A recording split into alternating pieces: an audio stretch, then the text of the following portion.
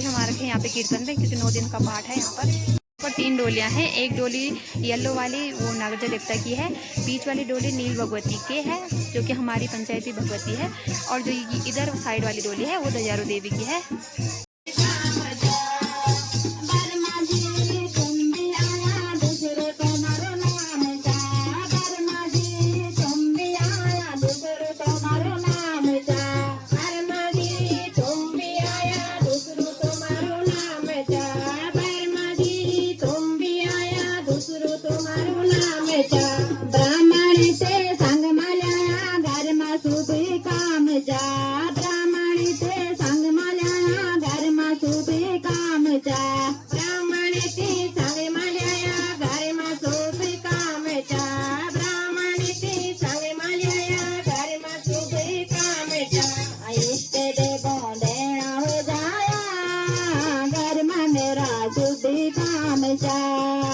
इष्ट देवो देना हुए जाया घर में मेरो शुभ काम चा।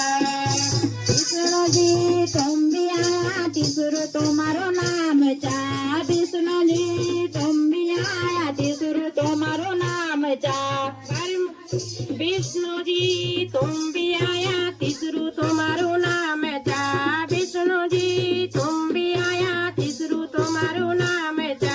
लक्ष्मी जी ते संग माल्याया घर में शुभ काम चा। लक्ष्मी जी ते संग माल्याया घर में शुभ काम चा।